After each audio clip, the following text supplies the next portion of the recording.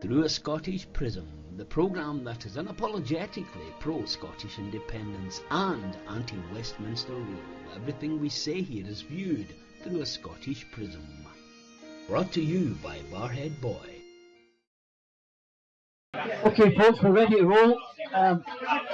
Thank you all for coming. Tremendous to see so many of you here. So, welcome to Through a Scottish Prism, our live audience. Now, I've got some questions here, and we'll take more questions, as many as you've got, and we'll start with these, and if there's any supplementary questions that come from these, we'll pass the mic out among you and you can ask them, but could you please keep the questions small, not make it a long 20-minute winded wee chat. So you do that. You'll also notice we've got some nice Prism stuff here, which you can gladly buy. We're doing them at special prices. A lovely Prism pen for £1, a mug for £5, a t-shirt for £10, and a polo shirt for 15 quid. Never to be repeated prices. And they all help. How much are the turbans? How much are the what? Turbans. I'll tell you later. Right. Anyway, so I'm going to start with the first question. But before I do that, let me introduce our panel today. Of course, on my right here, I have Eva Comrie here, who's now not in Clackmannanshire, but she's up here in Inverness with the rest of us. Eva Comrie.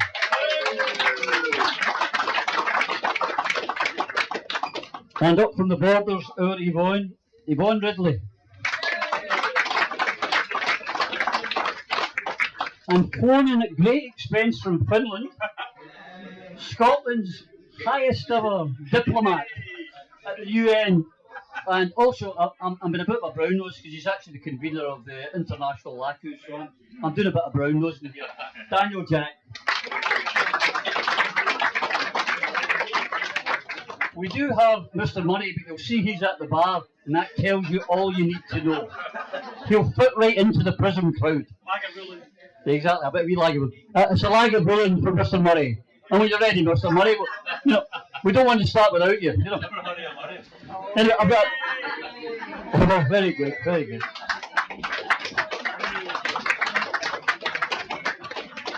We've got a fantastic first question. Unusually, as you know, we usually have the topics and we're ready to talk, but this is your event, so it's your questions. And a cracking question here to start with, from David Greenless of Perth and Kinross, LACU. And it's, how can we stop divisions and infighting within the independence movement? Hello, we don't have any of our team here. You go first. Eva, would you care to start?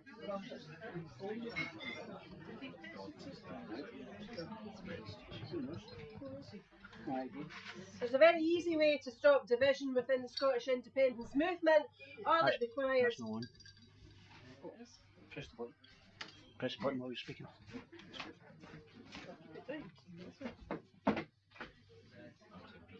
Speak. All it needs.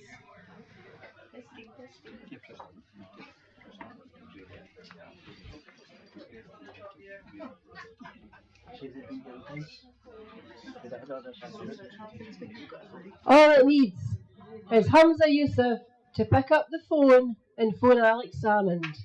That's all it needs. One wee telephone call. Nothing more, nothing less. It would be the easiest, cleanest, quickest way to heal the unnecessary divisions that our movement has seen in the last few years. If the supplementary question is, do we think it will happen? That depends very much on people on the streets and people taking action themselves by attending marches and rallies, by writing to their MPs and MSPs, by going to surgeries and telling the people that we elected to deliver our independence that they better get the finger out and get the job done.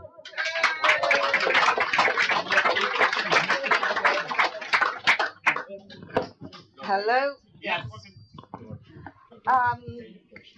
Just following on from what Eva said, you know, we're all on a journey, and we're all heading in the same direction, and we're all going to the same destination. And the stragglers, the SNP that have been left behind, you know, we've all been there, and the majority of us who were in Alipert were once part of the SNP. We have to focus on what unites us, not what divides us, and we've just got to bite our tongue, which is easier said than done.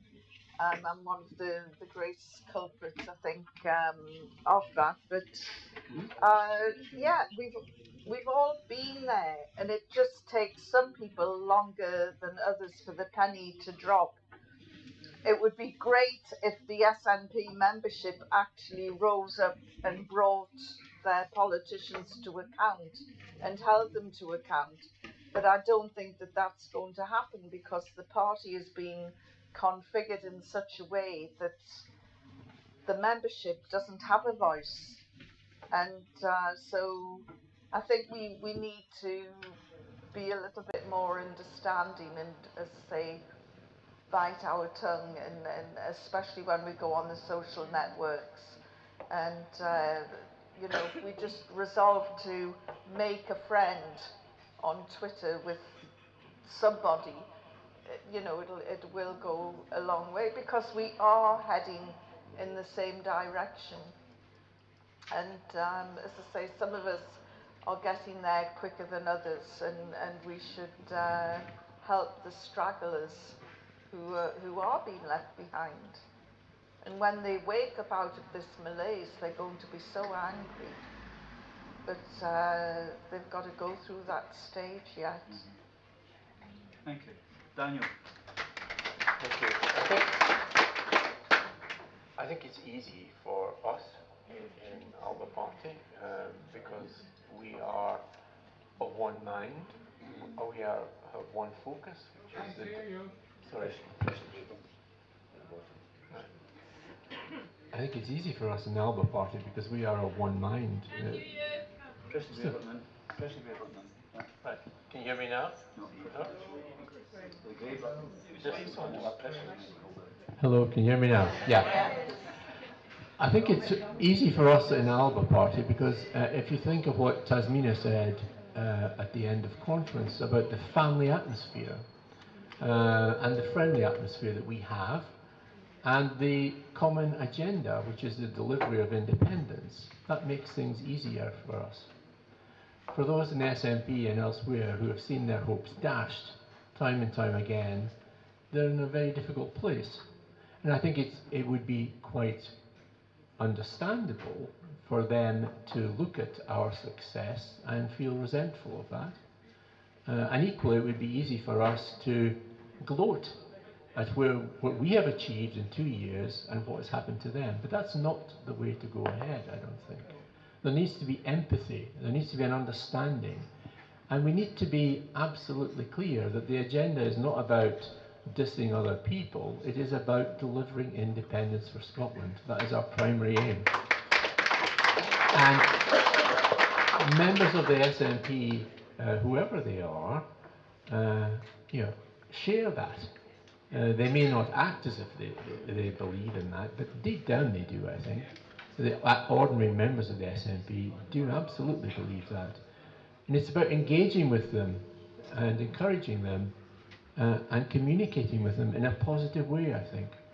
And on social media it's very easy to be dismissive and to be negative, but we have the upper hand here, folks. And I think we need to demonstrate that magnanimity with them. And be patient, because as Yvonne said, they're going through a process. We need to be patient with them, and we will get there.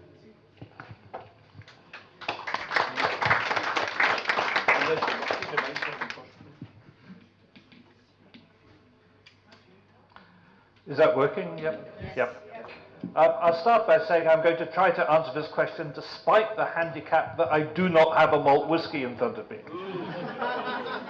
I was called back from a bar to take part in the panel, and which was a breach of my human rights. If anyone wants to rectify that as we go on, I'd be extremely grateful, and we'll reciprocate later. Could someone please get my leg of roll? I'm not really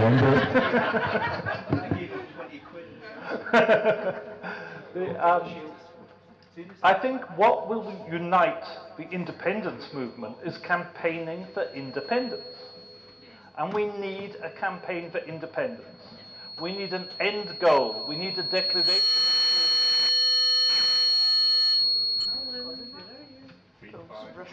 We need a declaration as to when independence is going to happen. That might be, okay, a majority of votes for independence parties at the next general election will bring a declaration of independence, and that's fine, that's good, we can unite around that.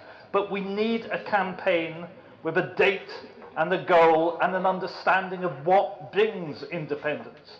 Without that, without something to actually aim for, an end point that actually is independence, we're not going to unite the movement. And I think we can't shy away from the fact that the SNP hopelessly lost the plot. Why are we looking at stupid ideas like trials without juries, which is extremely divisive, instead of going for independence? Why are we tackling something as divisive as gender reform without going for independence? And I would say, I don't entirely agree, but we all agree that we're all on the same page and trying to go the same way. I think an awful lot of people, I think the people who left the SNP, and my guess is the large majority of people here left the SNP, are all people who were in the SNP because they supported independence. But a lot of the SNP's new members have joined in order to fulfill projects of social engineering, or because they see it as a good career. Now the SNP became the party of government. There are a lot of the new membership of the SNP who aren't actually particularly interested in independence at all, and I think we have to face that fact. The SNP is not the same thing the SNP was 5 years ago. It's a very, very different animal now. So what it needs is a concentration and commitment to independence.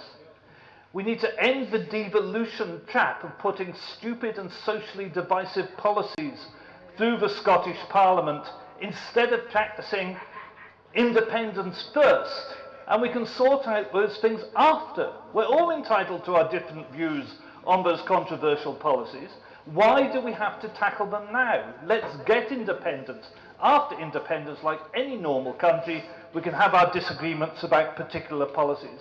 But the only way to unite the independence movement is a commitment by all parties to campaign for nothing but independence now.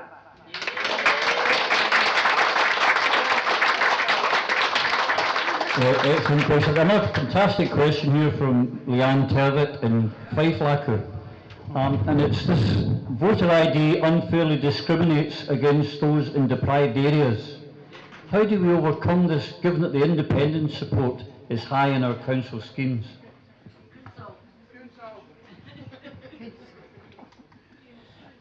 There is a process online whereby you can apply for ID and you don't have to pay for it. But I'm one of those people who thinks that you shouldn't need photo ID to vote. My view is that you turn up and you vote, and that this entire process is done deliberately to put people off voting, because if everybody was motivated to vote, then we wouldn't have either the government in Westminster that we've got or the one that we've got in Holyrood either. So what we actually have to do as a movement is to give people something worth voting for, with or without photo ID. We have to maintain that dream and have queues of people right round the whole country registering to vote, and then going out on referendum day or general election day or whenever the hell it is, and actually exercising their franchise. And then we won't have to worry anymore about people that are too poor to afford photo ID, because Scotland won't have poverty anymore.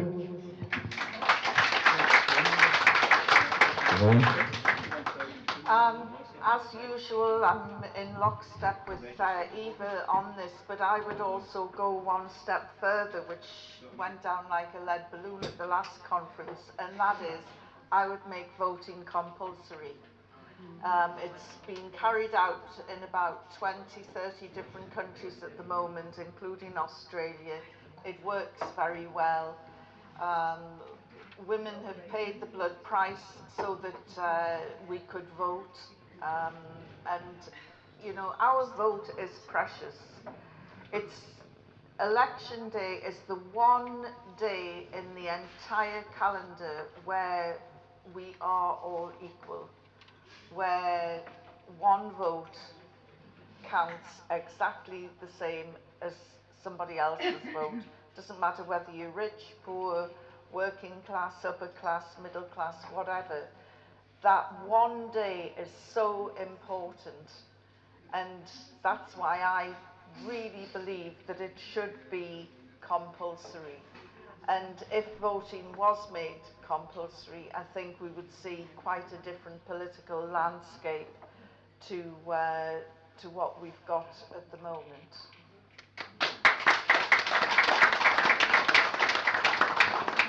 How would you deal, Yvonne, with those who dissent from that compulsory voting? How would you deal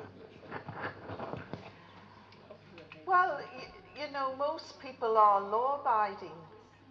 You know, for those of us who drive, now and again we'll go a little bit over the limit, but we know what the limits are, and we, you know, as I say, most people are law-abiding. They might begrudge it. The census was compulsory, and the response to that was a kind of reaction, was a kind of kickback from that. You know, I just want you to reflect on that. I just think that our democracy is so precious, and it goes back to education. You know, schools in Britain don't really touch upon the importance of democracy. And when kids are leaving school, the importance of voting should be placed upon them. And as I say, nobody likes being told what to do. Certainly don't, not in Scotland. But look at, well, yeah, but look at the governments that we've got. You know, they say that we get the governments that we deserve. My God, I don't know what we've done to deserve 30 years of bloody Tories. But we, you know, anything that can change the political landscape, you know, I think we should give it a go.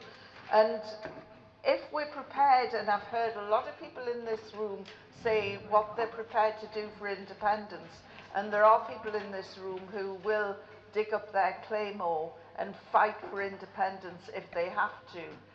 You know, that's how precious independence is.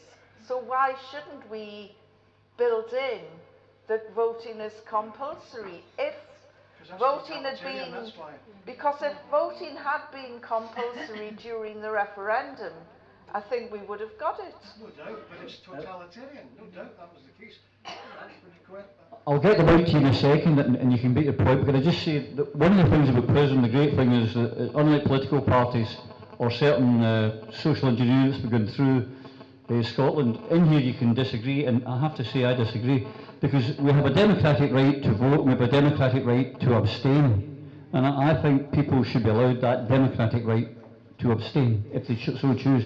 I don't think forcing someone to vote is the correct thing. Hazel, can you take the mic to the grey button? He's got a point to make. Gentleman here. No, here, over here. This gentleman No, here. that's okay. I'm very sorry. I can understand Yvonne's imperative. You know, certainly can understand it. But you know, I just know myself. Okay, perhaps I'm taking myself as a reference case, but I know other people, and they'd say, forget it. If you tell me to vote, I'm not voting. Sorry, Yvonne, that's human nature. But I agree with you. It'd be good if you could force help people in and say, get that bloody thing signed. I understand that, but I don't think it would work. And nor should it work. That's, you know, next step, compulsory, I don't know what else. Okay, thank you. Sorry.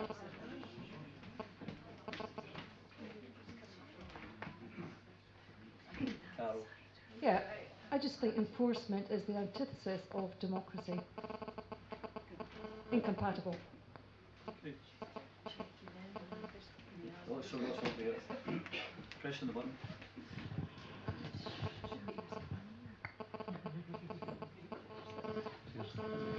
I agree with that up to a point, but you know, when I was campaigning in 2014, I spoke to lots of people who said, "Oh, we'd love to vote yes, but we're not on the register and everything," and they get in a lot of trouble. They get fined. They're in poor conditions.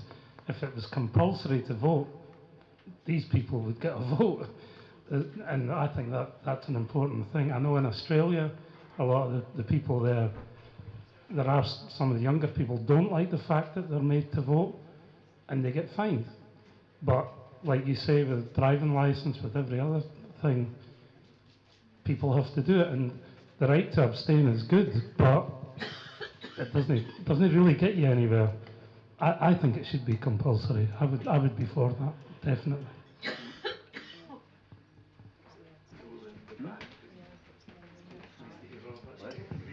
Well, this is good. We're getting a bit of action there. All the hands are going up. We can get things going. I would just say on your point there about the compulsory again, is if you remember through 2014, a lot of us were out knocking on the doors in the schemes, and we were signing up people. One of, I think, the big problems were we told those people, they were the people who would have benefited most probably from independence, and they were let down again because we didn't actually get it over the line. And we have to go back out, I believe, go back out into those areas and convince them once more that they have to get back out there and vote. For various reasons, they wouldn't do it. They wouldn't go on the register. Well, I'll let Daniel answer next. I personally think that forcing people to vote is undemocratic. That's just my opinion. You can manage people. Emotional blackmail would be... Are you okay? Yeah, I think it's working now. I think that, well, I live in a country where you can't do anything without your ID card, and people accept it. So you turn up to vote and you hand over your ID card and you're allowed to vote. I understand, of course, that that's unacceptable to lots of people, probably in this room and in the country, but it works. But going back to the question, I think it's really a really important question, because as Roddy has said, the people living in those areas of deprivation in particular had the most to gain from independence. And as Eva has said, we need the right policies, we need the right convincing arguments, but equally we need the right mechanisms and support structures in place to make sure that they don't fall down at the hurdle of ID when it comes to voting. So we need to have those support systems in place to ensure that those people who would benefit most from independence don't fall at the final hurdle when it actually comes to vote. And I think we as a party need to think how we do that. Leanne, who asked the questions now. Yeah, I asked the question.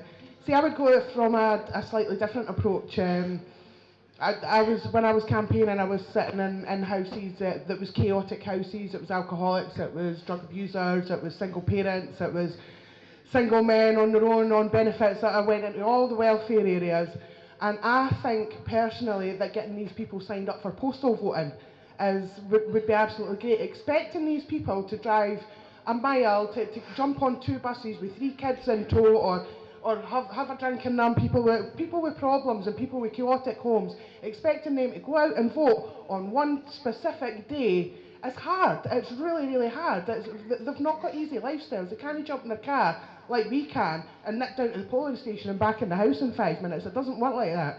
So I think we need to get out and get folk registered, and I know I batter on about this all the time, and get them signed up for postal voting. Postal votes, they can sit there for a couple of weeks, they can nip up to the shop, they can nip to drop their bairns off at school, they can say, all right, I'll just sign this, I'll just tick my box and take it up there. That's my idea anyway.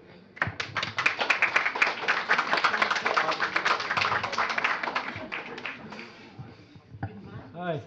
I don't support compulsory voting because people are using their democratic right not to vote. What I do think should be changed, though, is how the electoral register is used. Because a lot of people are disenfranchised because they will not go on the electoral register because of the poll, well, it used to be the poll tax, now it's a council tax. There's too many people who have access to that electoral register for other purposes.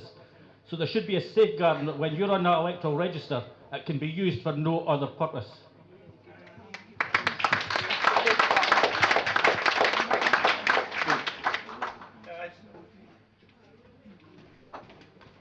go back to the original question, on voter ID, it's trying to solve a problem that didn't exist. You know, the personation is almost non-existent. The number of cases of personation in Scotland in the last 100 years is about 6 in the last 100 years. You know, people do not turn up pretending to be other people and voting. It just almost never happens. There is no need for voter ID, and it's purely a voter suppression mechanism by the Tories to try and make it harder for poorer people to vote. I actually think there is a problem with postal voting. I was very suspicious about some of the postal voting patterns in the 2014 referendum. That postal voting really is a problem. The verification for postal voting is just a signature check. An awful lot of the postal voters are people who don't live in Scotland anyway, but are postal voting from at their second home address from England. Or in 2014, there were people who've never been in Scotland who were registered by local unionists to vote at an address in Scotland where people claimed they had unionists living with them who are actually down in London or whatever. You know, postal voting is not properly verified at all, and is a much, much bigger problem.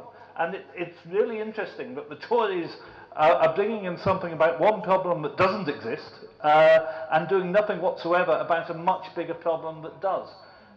As regards getting, I should say, if voting became compulsory, I wouldn't do it on principle. I'm against compulsion by the state in general, and I think introducing more compulsion by the state is very seldom the answer.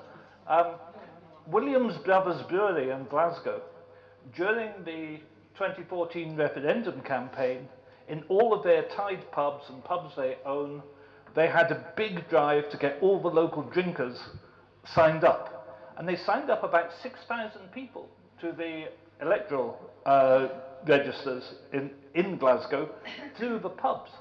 And I'm not saying that they did that in any way to influence the way people voted, but I will say that the owner, Bruce Williams, told me about this on an AUOB march. There are innovative ways. That's an innovative way you don't think of. How do you get at the people who live in schemes? Well, try their local pub.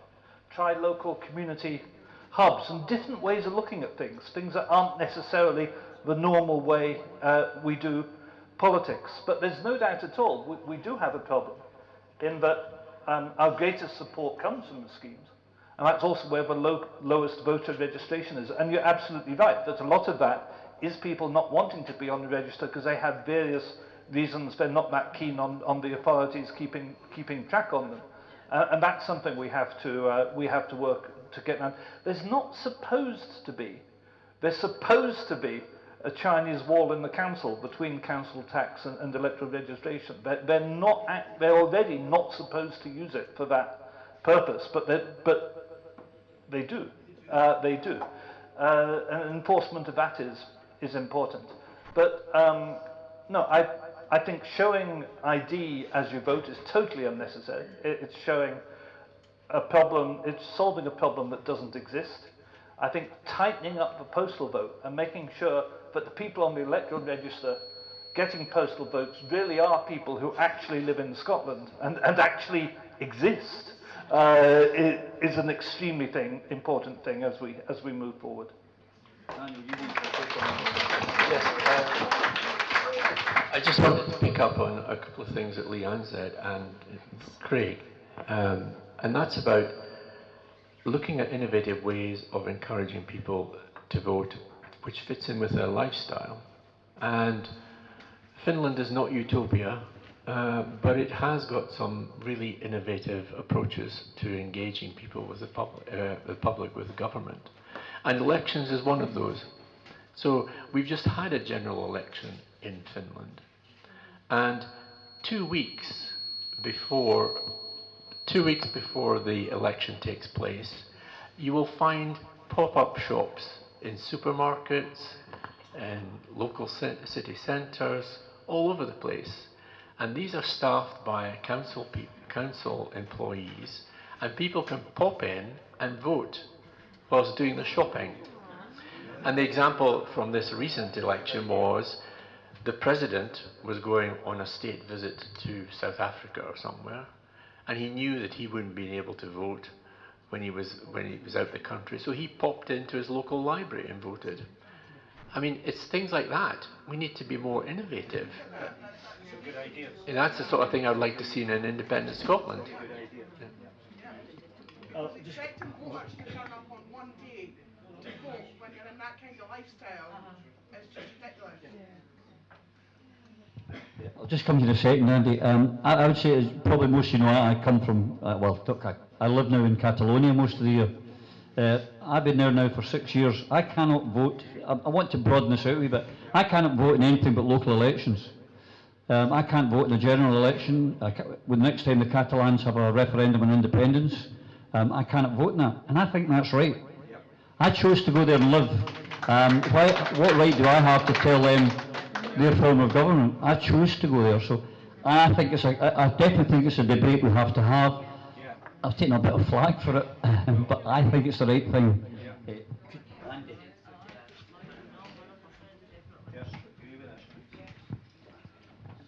So, like Roddy, I live abroad, I live in France now, and the way it works there is every kid in their citizenship classes in school learns that voting is not only a right, but a responsibility.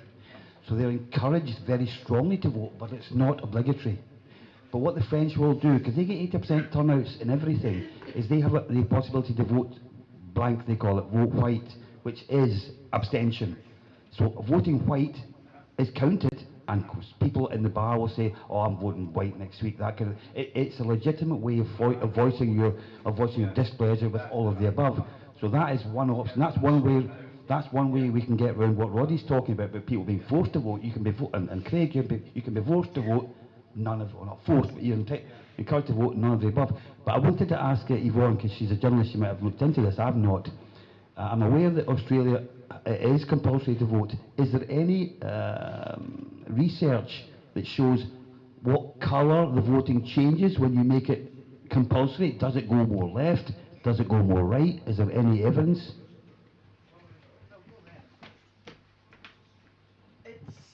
It's something that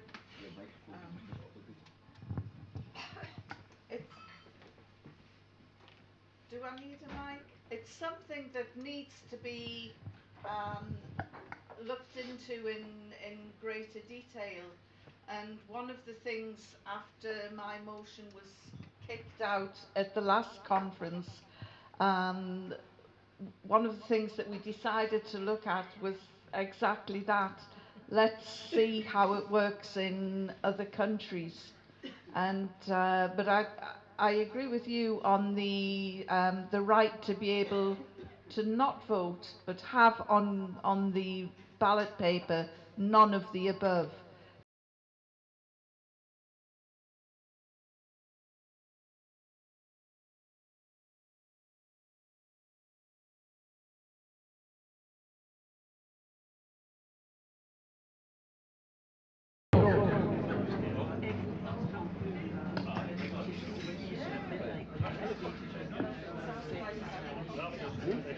There was a question that's dear to my heart. For those who were at the conference last year, I was the losing side in this one.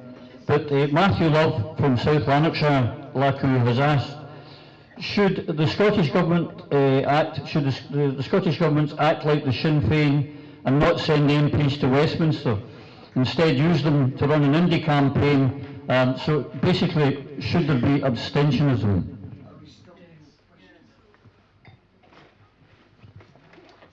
I was in two minds about this because I really enjoyed the day that Kenny and Neil were thrown out the House of Commons.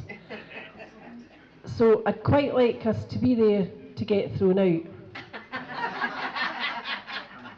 You can see that particular occasion hit the headlines literally worldwide. It had an enormous impact.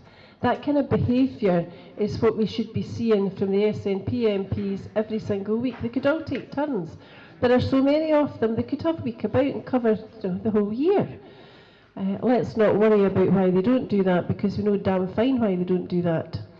So I think I tend to the view that while we're there, we should make the most of it, because there have been various debates that Neil and Kenny have led on or contributed to that have been really important, whether that's been Neil's bill in relation to self-determination, and that bill seeks to bring back to Scotland the right to hold a legal referendum on independence. That bill is supported by a handful of SNP MPs, and since Neil first introduced it to the House of Commons, no other SNP MP has come forward to support it, and that is a disgrace. So we can talk until the cows come home about should we be like Sinn Féin. In the real world, if we want Scottish independence, we can only get that if we elect people who have the guts, the courage, the determination, the virtue and the integrity to do what it says on the tin. So it doesn't really matter whether we're going down the abstentionist route or otherwise. If we don't elect people who will deliver what they promised, then we're stuffed before we've even started.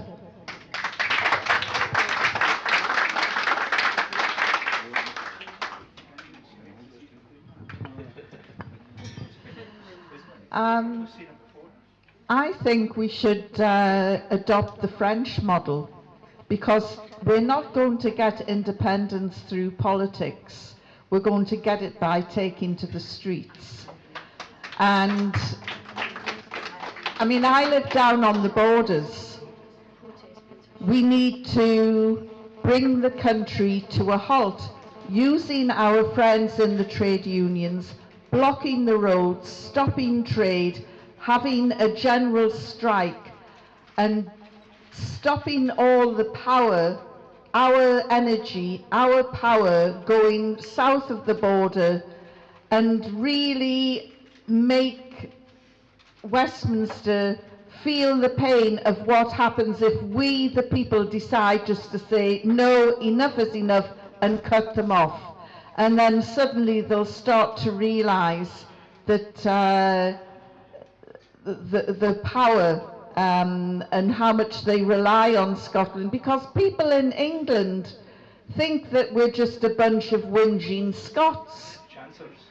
Chancers. They laugh at us. They're taking our energy. They're enjoying all the energy that Kenny McCaskill was talking about. They don't realise how grateful that they should be to Scotland, and how we would make great neighbours.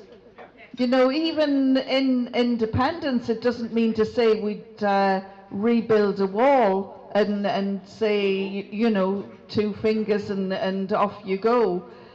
We would make great neighbours, and I think that those in the north of England that have suffered nearly as much as the Scots would also enjoy the proximity of being near to Scotland, an independent Scotland, because they would benefit as well.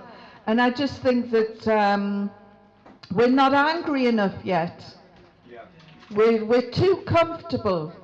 So yeah, I mean, we've seen what Sinn Féin have gone through, but we, as Eva said, we've got two excellent MPs who punch well above their weight, who are making their presence felt in Westminster, and that they are doing us proud.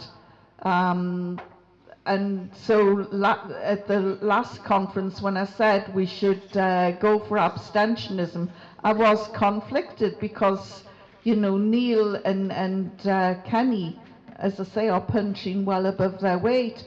But it's down to us. We need to get angry, and then we need to get active. And the people, when the people start to move, great things can happen, and we're just not angry enough yet. We're too comfortable. Can I just say, if we weren't on the list of GHCQ, we are now. Daniel. Yes, well, I'm not in favour of abstentionism. The main reason being, as has been said, Kenny and Neil have done amazing things. Two men who joined the party in the face of really bitter hostility from their former colleagues who were ostracised. You look at their track record of what they have achieved in Parliament and nationally, it is an amazing track record. Absolutely amazing. They have done sterling work. And they are an asset, not just to the party, but they're an asset to Scotland. And I think if it were to be removed from that, from Parliament, we would lose that. One of the key things in the independence strategy, which I hold very dear to my heart, is garnering support internationally. If you have two MPs in the House of Parliament reaching out to the diplomatic community, to international organisations, all of whom are based in London, that is a tremendous asset. It has tremendous potential to help fulfil that part of the independence strategy. So my view is abstentionism, I understand it, but I think where we are on our journey, we can't afford to have it. We should maximise the assets we have.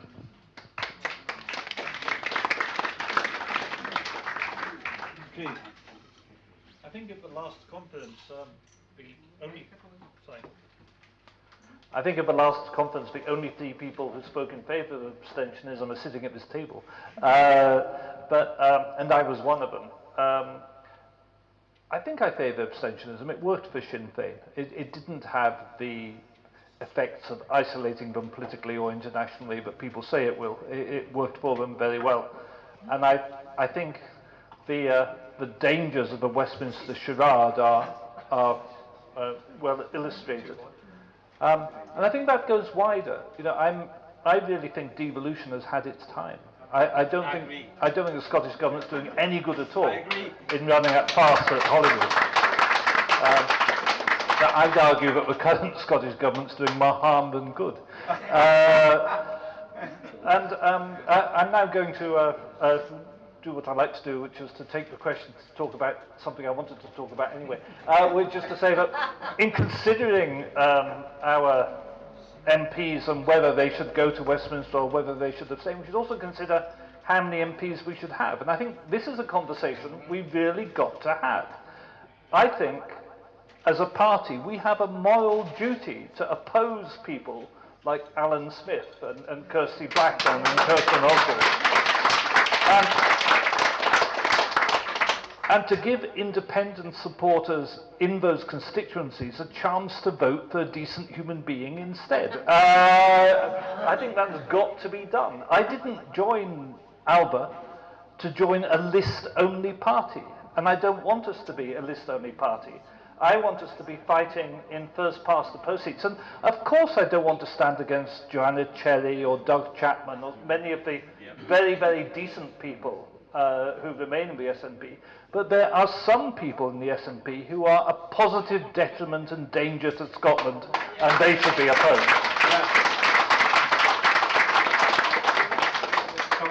I would also say that the way that Kenny and Neil punch above the weight, great guys, but not everyone is like Kenny and Neil. That's the problem, in my opinion. I was first, Roddy. I didn't see that, I'm sorry. Apologies, it was my question. I was at the bar though. Some things have to take priority. Part of my question and what I kind of meant with that was we could have abstentionism, however, send a couple of our best firebrands down there, like Kenny, etc. Right? You don't need to abstain everyone. However, I like the concept that they go and all pledge allegiance to the Scottish people as opposed to the king, right? They get funding from Westminster that's rightly Scotland's anyway, and you use all the Scottish MPs to work in independence at home and you just send your firebrands down to get it up them.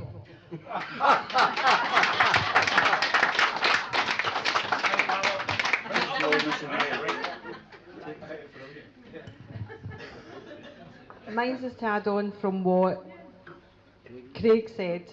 I don't think we should just be inviting ex-SNP, MPs, MSP to join Alba when they fall out with SNP or they don't get elected. I think we have to be very, very careful not to end up with the rot that we've got in SNP in Alba.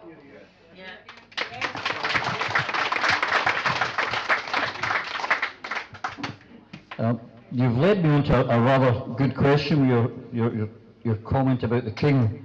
And this one's from Connie Dyson in Perth and Kinross. I want to Perth and Kinross. If you see my wee pal Pete, tell him I was asking for him. And the question is the current incumbent on the throne of England a fit person to wear the Scottish crown? The culture is what leads to politics. We Scots have been bombarded with foreign culture through the foreign media, and how do we support our national culture while supporting an English king?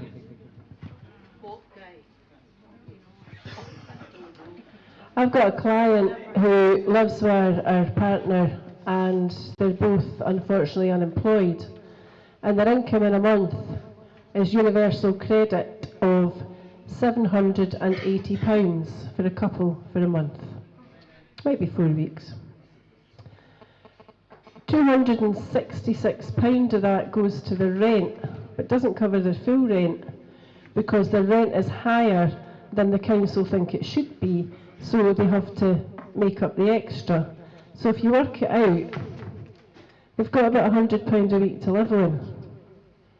2 adults in their early 40s in Scotland in 2023. So you can take your crown and your gold carriages and your diamonds and your ornaments and you can ram it where the sun doesn't shine, because there are no circumstances within which Scotland should have a monarch. It is outdated, it is wrong, it is hugely, as we know, elitist, and every penny that was spent on the abomination of that coronation is a penny that was not spent educating or treating or looking after or feeding or heating any of the people of the UK who richly deserve that service and that attention far more than a man who is there by dint of birth.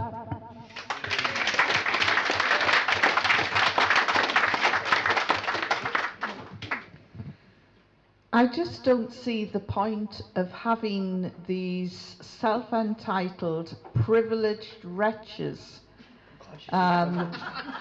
governing and leading this life.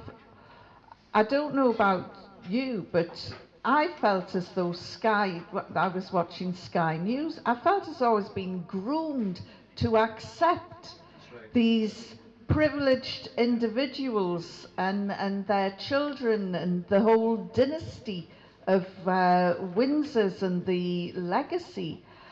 And I went to visit my mother who lives in England, and my God, you couldn't move for the butcher's apron, the Union Jack. Everywhere there was just loads of this bunting, and people were being conditioned. I went to London, and the whole of Oxford Street was just masses and upon masses of the Union flag, and you just realise that the vast sums of money that was spent on this coronation, a lot of it was to condition and groom people into believing that this was the order of things. So, yeah, they can shove the crown in, which is full of stolen jewels. Everything in that ceremony was stolen, and our beloved stone stolen with the complicity of the First Minister. It was disgraceful. If there'd been an appeal on television from Humza saying, "Come to the castle and help me stop the stone from going," I would have jumped on a bus or a train to go to stop it from happening.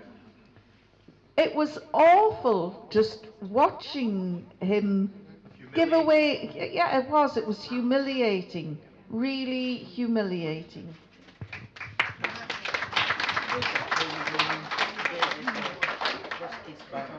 I think the wording of the question was, is he a right or proper person to sit on the throne of Scotland or something like that? The answer is no, because no one should be sitting on the throne of Scotland.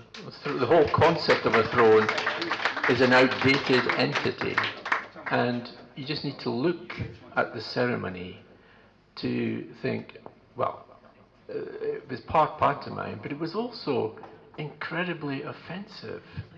I mean, I'm in a minority. I'm a member of the Scottish Episcopal Church. There's only about 60,000 of us in the whole country. But, you know, for me, him having to say that Protestantism was the only true religion and all that mumbo-jumbo, I thought, this is grossly offensive to the vast majority of the people of this country. It was obscene. And then when we went to see the photos with all the robes and all the rest of it, it was pure pantomime. You know, it was completely divorced from reality. So no, I don't think he should be sitting on the throne. I don't think anyone should be sitting on the throne. I think we are looking to establish a modern, independent, Western European country, and that has a republican model.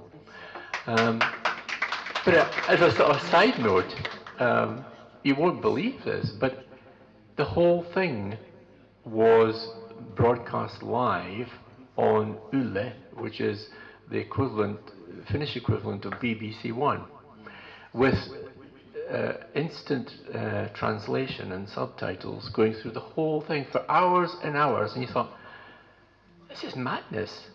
You know, Finns have, well, they were part of the Russian Empire, but you know, this has got no relation to Finns at all, and yet they were obsessed by it.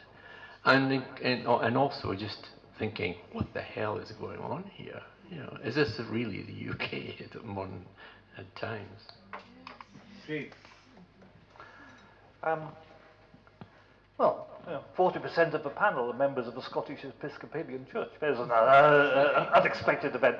And as were a plurality of the Scots who died at Culloden, which is something which is now forgotten. And it's one of the lies we learn in history, which is it was a Catholic uprising. But the largest single denomination in the Jacobite army were Episcopalians, actually Protestants, including Jacobite commander Lord George Murray, who was an Episcopalian. And actually the Episcopalian churches were all destroyed after or large majority of them were destroyed after the rebellion. Just an interesting facet of history, which is relevant here, of course, because after Queen Anne Stuart of the United Kingdom died, George I was 68th in line to the throne. But the first non-Catholic. So there's no, we shouldn't, of course we shouldn't have a king at all. But if we did have a king, of course it wouldn't be this bloody idiot. If you're a monarchist, even in your own terms, this isn't actually the royal family of Scotland. Strangely enough, in the year 2000, I organised the Queen's state visit to Ghana, which was a huge amount of work. And I was offered the medal of Commander of the Royal Victorian Order, CVO, as a result of my efforts. Of course, I refused it. And previously, I'd turned down 2 other medals in the course of my diplomatic career. And on this occasion, I had a one-on-one audience with the Queen and Prince Philip in Ghana as she left, where she thanked me for organising a visit. And she said, "Mr. Murray," she said, I see you keep refusing medals. She said, "Would you mind if I asked why?" And I said, "No, madam," I said, "I'm a Scottish nationalist and a Republican.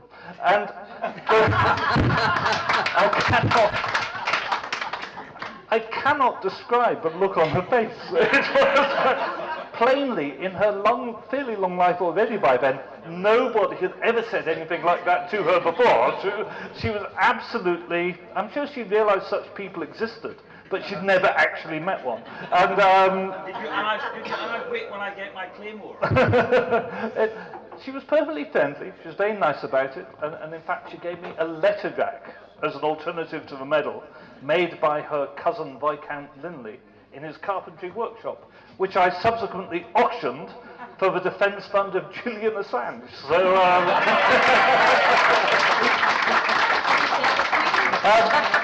but it's not only the monarchy. The biggest landowner in Scotland is the Duke of Buccleuch, and that's part of the same bloody system. I came up on the train from Edinburgh today. For 30 miles I was driving, I was on the train going to land owned by the Duke of Atholl, who's never been to Scotland and lives in Australia. We still have, the monarchy is the top of a corrupt system, and in Scotland we are the worst sufferers from it, because the system of land has led to the despoilation of the Highlands to land which is perfectly agricultural viable and used to support large communities. If you walk through the Highlands, the number of distressed and broken down foundations of old crofts you walk past on land which they claim now can't support anything more than grouse. It's an absolute disgrace. So it's not just the monarchy, it's the whole damn system we're fighting. We're going to have to wrap this up very soon, because if anything else, we're guests here and the Hoolie is being held back by us sitting here, so we have to let the Hoolie get on. But I want to finish up with one last question. I can't get through all of them, and there's one of them I definitely can't ask. But I just would like to ask the panellists, in the last week with the 20,000 people or whatever marching through Glasgow, with what's been happening with the stone and the rebellion and the coronation and everyone not being happy, do we feel that there's a change in the air? The coroner's come down out of the thatch, haven't they? There is a change, there is a move. There's a whiskey, thank you.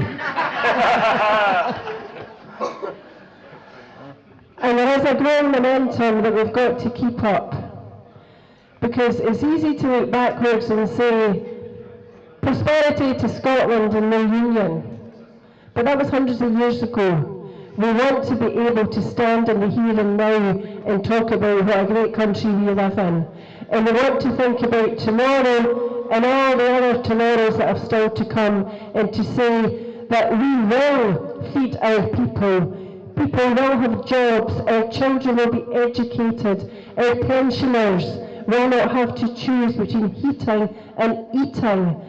The money that's made from our oil and our gas and our wind and our fisheries will be our money, and we will spend it looking after the people of this country and making it the country that we know Scotland should be. So, with that in mind, Scotland United, one candidate in every constituency, country before party, and any politician who pretends otherwise is motivated by self and not by loyalty to the people who put him or her where they are today. So, with every sinew of your being, please ram it home to every politician, Alan Smith particularly, Angus Robertson, Hamza Youssef, my friend Pete.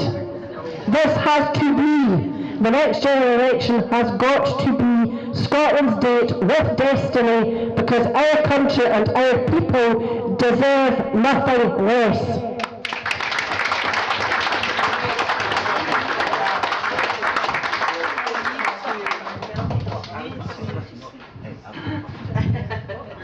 Yeah, again, totally agree with what Eva has said. I do think that the All Under One Banner March was a turning point. And as odd as this may seem, the SNP might actually have done us a big favour, because what has happened in recent months, it's been off the scale, the speed of the downfall of the SNP, and people who thought that the independence movement was the SNP will have got a big lesson from the All Under One Banner March, because we proved that the movement doesn't belong to a political party, it belongs to us, the people. And I genuinely think that the turnout in the driving rain as well was a turning point. This conference that we've had, I think, was a turning point as well. And the speech that Alex made it perfectly clear to all of us that it's country first, Scotland united, and you know, we're on the way. We've made a great recovery, and we have shown the SNP to be irrelevant. Now they either follow us or they get left behind. The choice is theirs.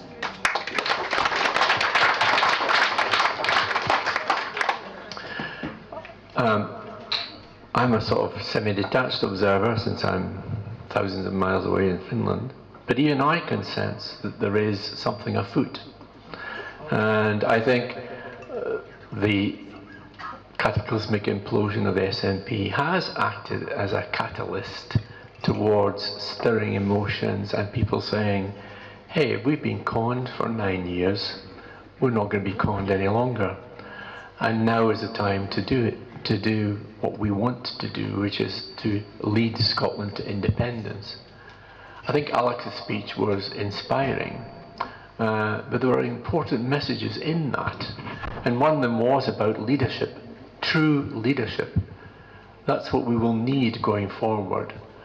And I know that people will be impatient because we've had this hiatus. But if we're going to get this right, and we have to get it right, we have to take our time. We can't go charging ahead. We have to take people with us.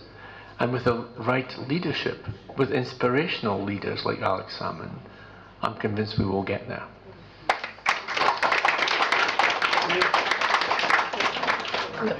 I think things are definitely looking up, and the AUOB march was part of that.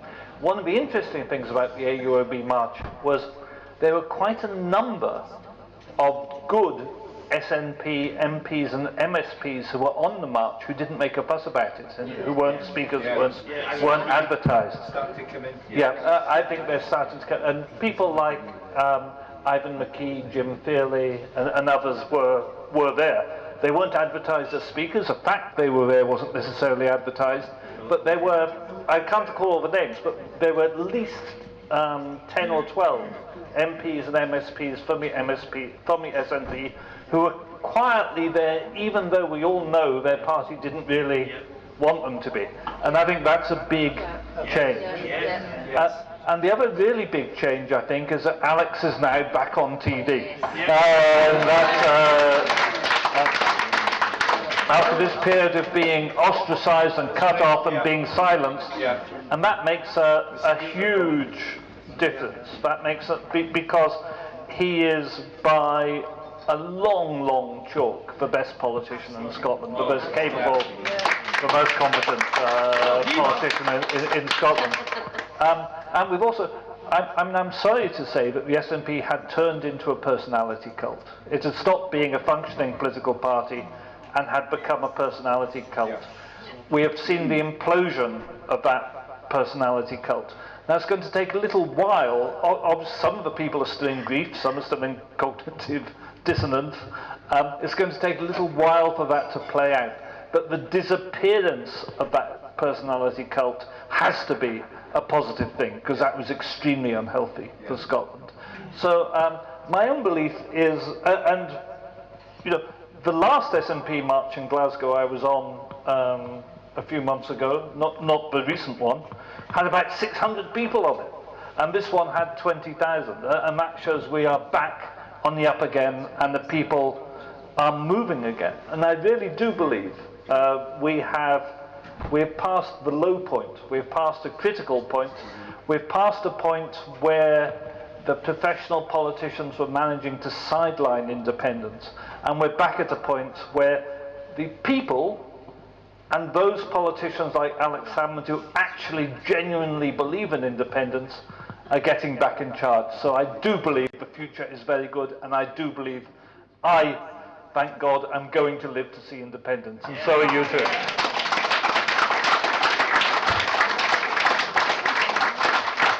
Well, as I say, the clock's beating us as always. Can I thank you all for bothering to be here and participating, and to those who are actually now watching at home this, who's at home watching this, thanks for watching. And my usual message to everyone here and everyone that's watching is to let we all see you again, take care. But before you go, don't forget your t-shirts, your pens, your mugs, and the raffle tickets. Everything gratefully received. So please, until we see you again, take care.